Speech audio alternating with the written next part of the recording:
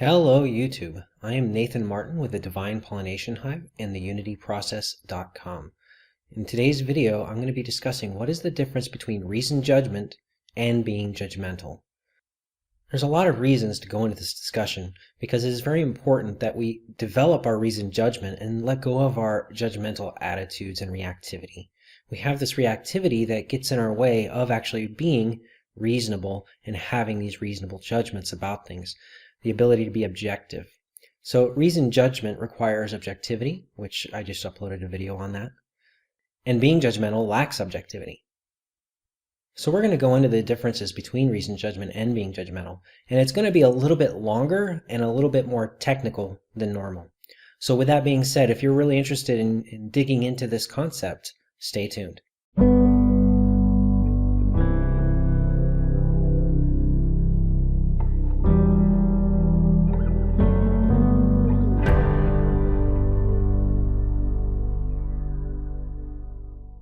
The Western perspective on judgment may have been shaped in part due to the sayings of Jesus, especially in Matthew 7:1-5, and more importantly, a misunderstanding of this supposed saying. Do not judge, or you too will be judged.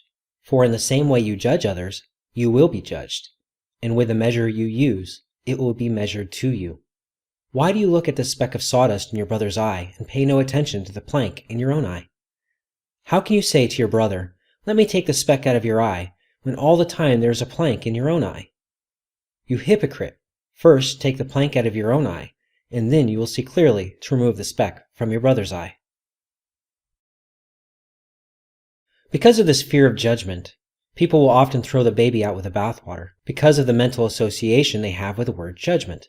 This is known as an association fallacy. An association fallacy is an informal, inductive fallacy of the hasty generalization or red herring type in which asserts, by irrelevant association and often by appeal to emotion, that qualities of one thing are inherently qualities of another. Two types of association fallacies are sometimes referred to as guilt by association and honor by association. Reasoned judgment. First of all, let's ask, what is an opinion? A belief, typically one open to dispute, criticalthinking.org.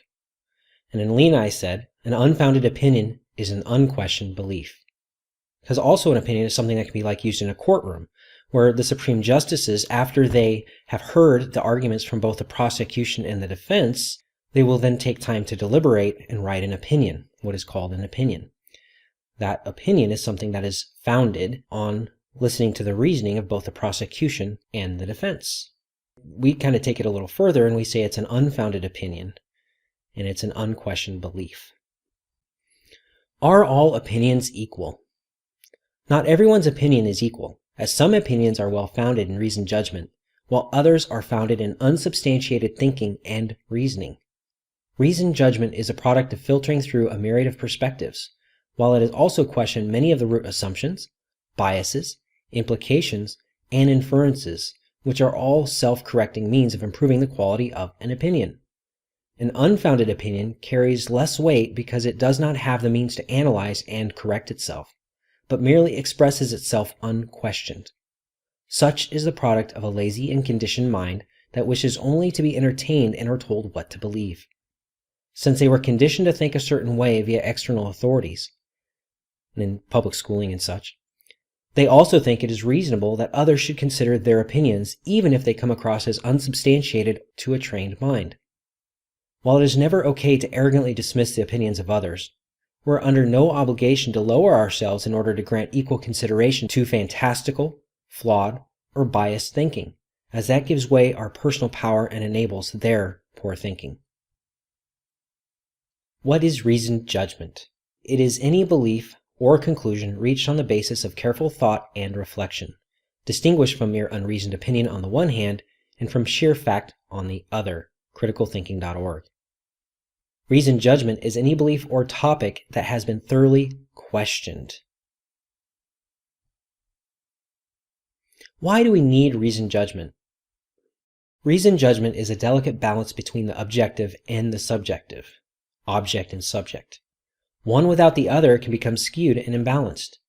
Even the most objective data must be subjectively interpreted and filtered, Therefore, reasoned judgment is a beneficial skill to develop. Fact, opinion, and reasoned judgment. When critical thinking is introduced into the classroom, and very often it is not, it is often approached monologically.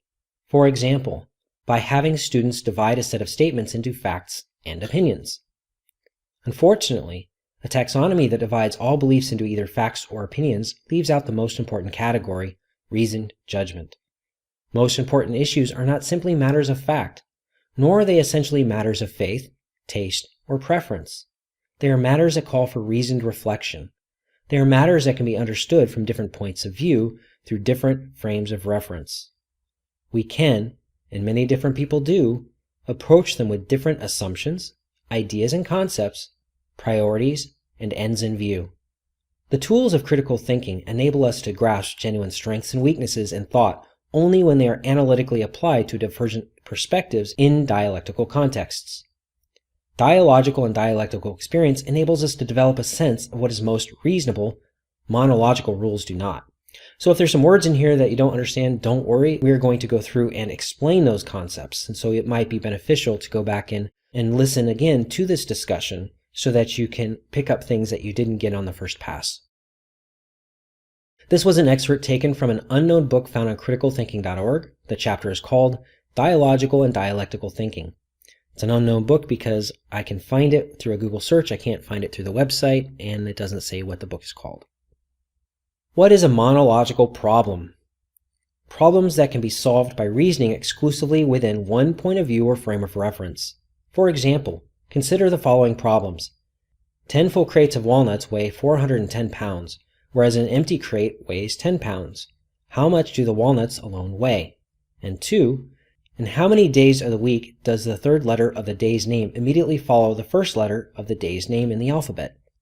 These problems, and the means by which they are solved, are called monological. They are settled within one frame of reference with a definite set of logical moves.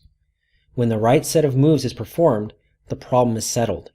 The answer or solution proposed can be shown by standards implicit in the frame of reference to be the right answer or solution. criticalthinking.org on monological problems. Are all problems monological? Most important human problems are multilogical rather than monological. Nanatomic problems inextricably join to other problems, with some conceptual messiness to them and very often with important values lurking in the background. When the problems have an empirical dimension, that dimension tends to have a controversial scope. In multilogical problems, it is often arguable how some facts should be considered and interpreted, and how their significance should be determined. When they have conceptual dimension, there tend to be arguably different ways to pin the concepts down. So monological thinking, so we know what a monological problem is, and we know that monological problems are actually the minority of issues that we need to look through, and not the majority. Monological thinking is thinking that is conducted exclusively within one point of view or frame of reference. Figuring out how much this $67.49 pair of shoes with a 25% discount will cost me, learning what signing this contract obliges me to do, finding out when Kennedy was elected president. A person can think monologically whether or not the question is genuinely monological. For example, if one considers the question, who caused the Civil War, only from a Northerner's perspective, one is thinking monologically about a multilogical question. criticalthinking.org. We've been conditioned to think one-dimensionally. Though life presents us with predominantly multilogical problems, schooling today overemphasizes monological problems. Worse, and more frequently, present instructional practices treat multilogical problems as though they were monological. The posing of multilogical problems, and their consideration from multiple points of view, play an important role in the cultivation of critical thinking and higher order learning. It's important. We're trying to learn, we're trying to grow and expand our consciousness, our awareness, our thinking. So we're not just trying to become better critical thinkers, we're also trying to expand our learning. How were we conditioned to think monologically? Through didactic instruction, which is teaching by telling. In didactic instruction, the teacher directly tells the student what to believe and think about a subject. The student's task is remember what the teacher said and reproduce it on demand. In its most common form, this mode of teaching falsely assumes that one can directly give a person knowledge without that person having to think his or her way to it. It falsely assumes that knowledge can be separated from understanding and justification. It confuses the ability to state principle with understanding, the ability to supply a definition with knowing a new word, and the act of saying that something is important with recognizing its importance. criticalthinking.org. Unfortunately, the dominant mode of teaching at all levels is still didactic, teaching by telling, learning by memorizing. The problem it creates is evident in this excerpt from a letter by a teacher with a master's degree in physics and mathematics. Quote, "After I started teaching, I realized that I had learned physics by rote and that I really did not understand all I knew about physics. My thinking students asked me questions for which I always had the standard textbook answers, but for the first time made me start thinking for myself, and I realized that these canned answers were not justified by my own thinking and only confused my students who were showing some ability to think for themselves. To achieve my academic goals, I had memorized the thoughts of others, but I had never learned or been encouraged to learn to think for myself." Didactic teaching encourages monological thinking from beginning to end. There is little room for dialogical or dialectical thinking in the mind of the didactic teacher. Rather, the teacher, usually focused on content coverage, tells students directly what to believe and think about a subject matter, while students, in turn, focus on remembering what the teacher said in order to reproduce it on demand. In its most common form, this mode of teaching falsely assumes that one can directly give a person knowledge without that person having to think his or her way to it. That knowledge can directly be implanted in students' minds through memorization. It confuses information with knowledge. It falsely assumes that knowledge can be separated from understanding and justification. It confuses the ability to state a principle with understanding that principle, the ability to supply a definition with comprehending a concept. Didactic instruction flourishes when it appears that life's problems can be solved by one-dimensional answers and that knowledge is ready-made for passive absorption. Most teachers teach as if this were so without recognizing it. Again, these excerpts were taken from an unknown book found on criticalthinking.org, Dialogical and Dialectical Thinking. Monological thinking is closed-minded. A monological mind is competitive and closed. Didactic teaching conditions the student's mind to automatically trust authority figures who tell them what to think and believe, and to trust the information that authorities pass along. This means that those trained in a didactic manner are more willing to accept the official narrative on any given issue, as long as it was given by the proper authorities. Didactic minds are usually unwilling to question authority for fear of punishment, getting a poor grade, and an emotional attachment to receiving their rewards, getting a good grade. Additionally, didactically trained minds are more resistant to listening to those who do not carry the weight of an official authority, or who contradicts the official narrative, even if they have sound reasoning to back up their claims. All other viewpoints contrary to their own are viewed as competition to the authority that conditioned them, and must be defeated, destroyed, and rejected. Rather than questioning their own beliefs, or listening to the perspectives that call into question their own beliefs, they will instead lash out and project, and judge. So what we see is a lot of people are able to defend the matrix, so to speak. The matrix is what they've been conditioned to believe is true. They will defend that to the end because authority figures train them to do that, and because they are now afraid of getting punished, and they're addicted to the rewards. And because of that, they are going to love these rewards and this fear of punishment and staying safe more than they love the truth. Is critical thinking monological? The strong-sense critical thinker avoids monological thinking when the question is multilogical. Moreover, higher-order learning requires multilogical thought, even when the problem is monological. For example, learning a concept in chemistry, since students must explore and assess their original beliefs to develop insight into new ideas. What is a multilogical problem? Problems that can be analyzed and approached from more than one, often from conflicting, points of view or frames of reference.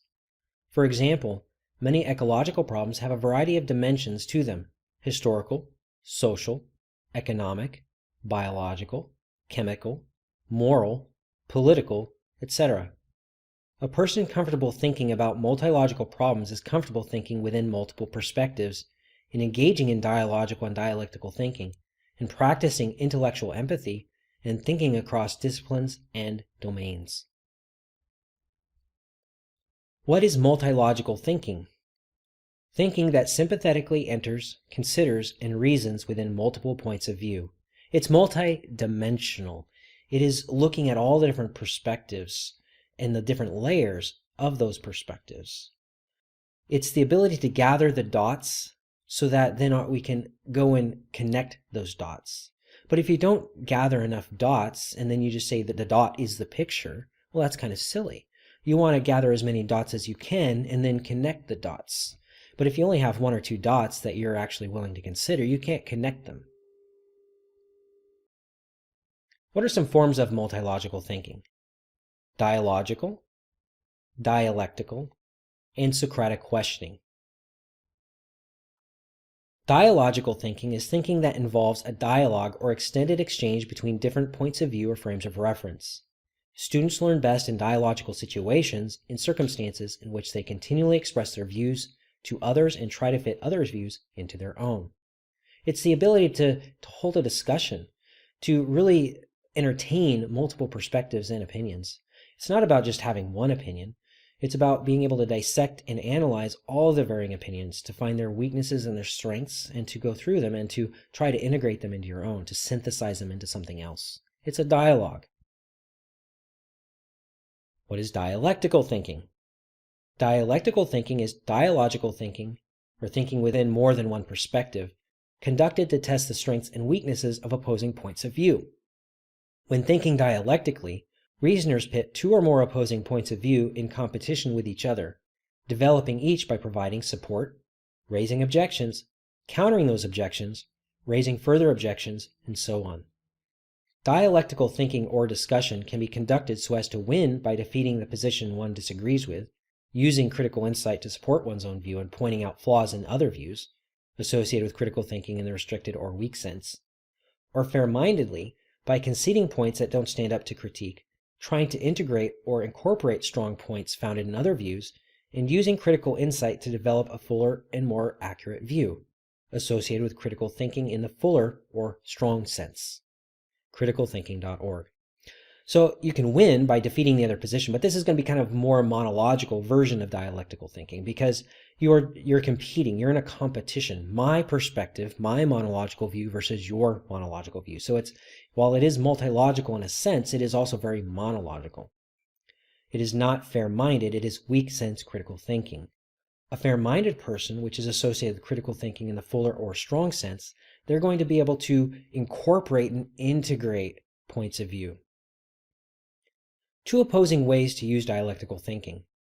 Dialectical thinking can be used to win an argument with a competitive mindset, or dialectical thinking can be used as a means to integrate and expand one's own perspectives and shape their reasoned judgments, and that is a fair-minded mindset.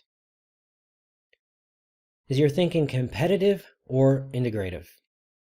Contrary to what we may have learned in public schools and mainstream universities, not everything is about ideas competing in a debate, which is a conflict between two individuals' one-dimensional logic. Rather, it can be about the integration of ideas through things such as Socratic questioning, which is a multilogical dialogue between multiple viewpoints and perspectives.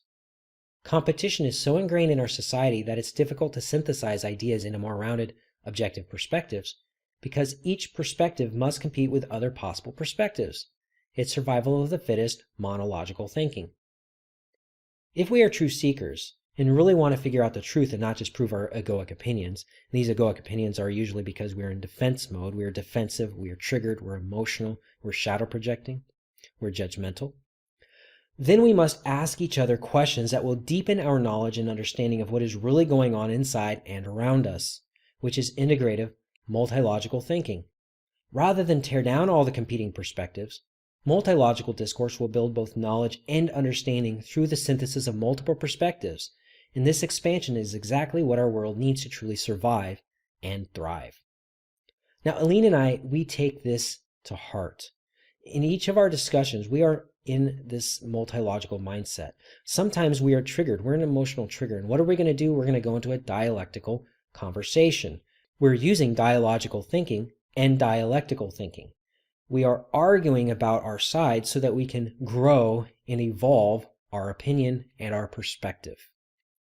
Most people, they're not doing that in conversations. They're not arguing to synthesize information. They're arguing to win. And relationships cannot be bridged. They cannot come together in a type of unity. There is a type of unity. There is dominance and submission, but it is not the kind of unity that is integrative and that builds rather than tears down. Rather than being one-dimensional, mine versus yours, it is yours and mine coming to a synthesis together to create something that was not there before. This is what Aline and I do when we argue. And we argue all the time, not as a competition, but as an act of integration. And it's something we actually really enjoy. We live for this. She meets me intellectually and emotionally, and I meet her intellectually and emotionally. And through this being met, we don't just win, we don't dominate, we don't submit, we grow. What is Socratic questioning? It is a mode of questioning that deeply probes the meaning, justification, or logical strength of a claim, position, or line of reasoning. Socratic questioning can be carried out in a variety of ways and adapted to many levels of ability and understanding. criticalthinking.org. Socratic questioning can be used in many situations, including as a means to work through an emotional trigger, discussing a behavioral pattern, questioning an assumption, finding core beliefs, to clarify the position of another, and many more. Using Socratic questioning is very, very essential to holding a dialogue. So then what is a judgmental attitude? Let's again look at the statement attributed to Jesus. Do not judge, or you too will be judged. For in the same way you judge others, you will be judged, and with the measure you use, it will be measured to you. Why do you look at the speck of sawdust in your brother's eye and pay no attention to the plank in your own eye? How can you say to your brother, let me take the speck out of your eye, when all the time there is a plank in your own eye? You hypocrite! First take the plank out of your own eye, and then you will see clearly to remove the speck from your brother's eye. Why do we avoid going into reasoned judgment? One is we shadow project our emotional imbalances and poor thinking onto others. This is caused and stems from unprocessed trauma and societal conditioning. We've been conditioned by our families, by our society. We've experienced these traumas. We haven't dealt with them. We don't know how to process them. And so then instead we shadow project, and instead of going into reasoned judgment, we just unconsciously just start attacking people. Second, we're afraid that when we use our critical thinking, that we are being judgmental. It's a this means that logical fallacy. We look at those hyper-rational types, science, science, science, and they're so logical that they have no emotion. But it's not that they don't have emotion. They're bypassing around their emotion. They're denying their emotion. They've avoided their emotions, and now they're critical thinking as a means of bypassing. And so we're afraid that we're going to be like that. We pass up on reasoned judgment because of this fear and this association we have with being judgmental. There's the belief that considering the merits of other perspectives equals a need to believe in those perspectives. This means that logical fallacy again. If I listen to those perspectives, this, then I need to believe in those perspectives, that. 4, we're unconscious of the core reasons for our thoughts, feelings, and behaviors, and thus project and accuse instead. We're just going to be judgmental. We're going to attack because we are not conscious of the core reasons of why we think, feel, and behave as we do. We haven't assessed the quality of our own thinking. We haven't assessed why we feel as we do. And lastly, we have too many unquestioned and unexamined beliefs, opinions, and attitudes about ourselves and the world around us. We haven't examined ourselves. We are not critical of our own thinking. And then we go around projecting onto others and attacking them in a judgmental manner. One form of being judgmental stems from a narcissistic defense mechanism called flipping the script, where the judge or narcissist puts people on trial who are raising good questions or objections to certain behavioral tendencies or situations. They so badly need to avoid their own shadow side that they will project onto those around them in judgmental bias and unreasonable attacks, and may even do so preemptively without provocation. This is sometimes called shadow projection. Those with real concerns are now the unreasonable ones, while the narcissists now have the power and seem reasonable. Those who really should feel bad for their actions don't, and those who shouldn't do. It isn't judgmental to stand up and call out poor behavior, but it is judgmental when you flip the script. And I'd like to add that it's not judgmental when we come up and we're trying to assess a situation. A lot of people, if you have this big thing that's going on in the media or on TV or something that you see that's going on in the world, a trend, and you call it out, you look at it, you go out and you try to ask questions of it, then you'll be called out as being judgmental. And then they'll start attacking you for being judgmental and for asking good questions. But it is something that we need to ask questions about. But they're flipping the script. They're protecting the matrix. They're protecting the authority figures. Carl Jung on shadow projection. Properly understood, projection is not a voluntary happening. It is something that approaches the conscious mind from outside, a kind of sheen on the object, while all the time the subject remains unaware that he himself is a source of light which causes the cat's eye of the projection to shine. The overweening pretensions of the human shadow, which we so gladly project on our fellow man in order to visit our own sins upon him with apparent justification. We feel so justified in our attacks on this projection because we really just are unconscious. We don't know ourselves. We haven't looked within ourselves, and then we attack because of this lack of self-knowledge. If we really understood our own thinking, if we really understood our own feeling, if we really understood the reasons for our own behaviors, we wouldn't shadow project onto others because we have understanding. But since we do not have that, we project. People will do anything, no matter how absurd, to avoid facing their own souls. Carl Jung. They don't want to see themselves. They don't want to know themselves and thus shadow project. Other reasons why we project onto others rather than question our own beliefs are a fear of punishment, a fear of missing out on a reward. So the first is negative reinforcement. The second is positive reinforcement. Third, a fear that we are not capable on our own without an authority to lean against. We feel safe leaning against those authority figures because then we don't have to be responsible for our own opinions, our own judgments. And so we're just going to lean on that of others and then defend them. I don't need people to defend me. I'm not an authority over others or for others. I am an authority unto myself. Fourth, we are too afraid to admit that we are wrong, lied to, and ignorant, and that it implies something about our value and worth. Oh no, I was wrong. I'm not valuable anymore. Oh, I was wrong. See, I'm not worth anything. Fifth, a fear of what dark things and shadowy tendencies might be lurking within the closets of our own mind. We don't want to acknowledge that we are capable of many, many dark deeds, dark thoughts, dark feelings. And we avoid those dark things. We'd rather just project those dark things onto others. 6, afraid of the monster that we unconsciously believe that we are. Because we're suppressing this monster, this troll within us. We don't want to believe that it is us. We're afraid that we are actually that. Deep down, we don't want to be that. We're afraid that we are that. We believe we are that. Is there a solution to projection? Feelings are logical, but unfortunately, some people's emotional reactivity is not proportionate to their experiences, which limit their ability to interact in a coherent and reasonable fashion. While it may seem reasonable to the one exploding in a fit of rage, hurt, and reactivity, it is easy to discern that they are acting out unresolved issues and projecting them out onto their external environment. Working through triggers with shadow work and emotional processing allows people to discover the core reasons behind their emotionally charged behaviors and integrate their lessons. Such focus empowers individuals to become more balanced and whole and less reactive, thus causing their emotional state to match their current situations. Does your emotional state proportionately match your experiences, or are your responses out of balance?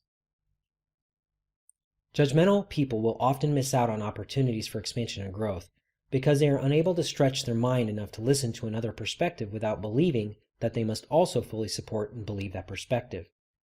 They have an association between considering other perspectives and agreeing to other perspectives.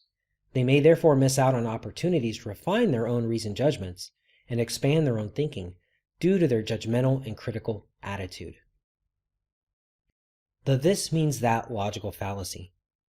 The wrongful association between holding on to a specific belief and how it relates to our value and worth is a this means that logical fallacy. For example, believing in global warming, this, means that I'm socially acceptable by the group and love our planet. But questioning global warming, this, means that I'm unacceptable to the group and hate our planet. So do you see how this can be conditioned onto us and cause us to skew and to stop thinking critically? Is there a solution? We become more capable of reasoned judgment and more reasonable in general when we deal with our emotional issues in a multilogical manner. After all, our emotional makeup isn't a monological problem, but a multilogical one. Rather than focus on one-dimensional behavioral modification techniques, we can instead utilize multilogical critical thinking to dissect and reverse engineer our feelings and behaviors. Until you make the unconscious conscious, it will direct your life, and you will call it fate. Carl Jung. And what is fate anyways? It's an external locus of control. Because you are unconscious of your behaviors, because you have not made your unconscious thoughts, feelings, and behaviors conscious, you are now going to call things fate when you experience them. This means you have an external locus of control. An internal locus of control is conscious. And then because you are conscious, you will direct your life, and you don't have to call it fate because you are the one doing it now. Multilogical thinking, especially when utilizing Socratic questioning and self-reflection, allows us to become conscious of why we feel and behave as we do. It empowers us to become aware of the unquestioned beliefs, attitudes, biases, and attachments that shape our feelings and behaviors. When we do this, we become conscious of our core beliefs and assumptions that shape our emotions and behaviors, and are now able to make conscious changes to them. After all, our root problems aren't emotional or behavioral anyways, as all of our experiences stem from our perceptions and mindset. So it stands to reason that when we change our thinking through questioning our core thoughts, beliefs, and questions, that we will also change the quality of our lives. Our issue is in our mind patterning, our psychological makeup. That's where things really start from. Then we feel based on our mental programs. It is therefore reasonable to assume that the absence of reasoned judgment breeds a perfect environment for having a judgmental attitude. Those who ever find their ability to process multiple streams of logic, be objective, spot their own biases and change them, and sympathetically enter into the perspectives of others, will be exercising their discernment, while those who are unable to do so will be prone to compensating with shadow projection, arrogance, reactivity, criticalness, and judgmentalness. Those capable of reasoned judgment are non-judgmental and discerning. Those incapable of reasoned judgment are judgmental and undiscerning. The unity process. We feel that emotional intelligence is a key component to reasoned judgment. The unity process utilizes Jungian shadow work, Socratic questioning, the 7 Hermetic principles, the Trivian method of critical thinking, and the emotional freedom techniques, EFT, to examine our core beliefs and perceptions that shape our daily experiences. We improve the quality of our experiences through regular self-reflection, especially when you experience an emotional trigger that would ordinarily cause us to project and blame in a judgmental manner. In this way, we remove the log from our own eye, rather than attempting to remove the speck from the eyes of others. Some have earned the right to judge. You hypocrite, first take the plank out of your own eye, and then you will see clearly to remove the speck from your brother's eye. Those who are capable of reasoned judgment, who have tested the quality of their own thoughts and perceptions, and refined their ability to discern, especially by using shadow work and self-reflection, are qualified to assist others in their intellectual, emotional, and spiritual growth. It is not judgmental for such a person to call out the fallacious thinking and viewpoints of others, as long as they've spent enough time integrating their own shadows, especially since they will know how to assist others with questions rather than a judgmental attitude. In conclusion, yes, we're finally there. We're at the conclusion. Reasoned judgment is a byproduct of multilogical thinking in regards to self-analysis, but also in relationship to the world around us. It harmoniously aligns us with the laws of nature through having us integrate multiple viewpoints into our own. Multilogical thinking integrates that which is true into the self as a lesson and encourages us to deepen our relationship to ourselves and the world around us. Conversely, having a judgmental attitude is a byproduct of monological thinking, where we avoid considering or integrating the perspectives of others because of our own biases. It separates us by competing against and condemning anything that is different from us, while also blocking us from recognizing our own issues. And this causes us to miss out on opportunities to expand our awareness. Rather than being self-reflective, it is focused outwardly in avoidance of oneself, and acts this out by projecting blame and critical attitudes onto others. Questions for self-reflection. Take some time, reflect on these if you would like. Are you monological or monological in your thinking?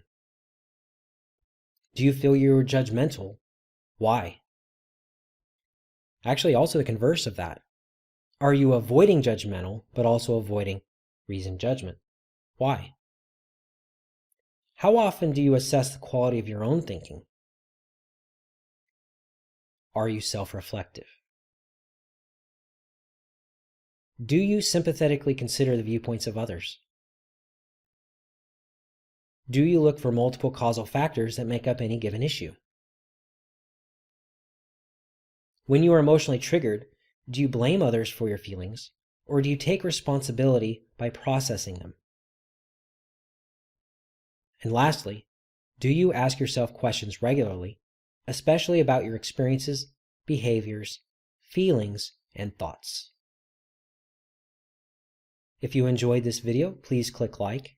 If you're not already a subscriber and would like to keep up to date on my videos, please subscribe.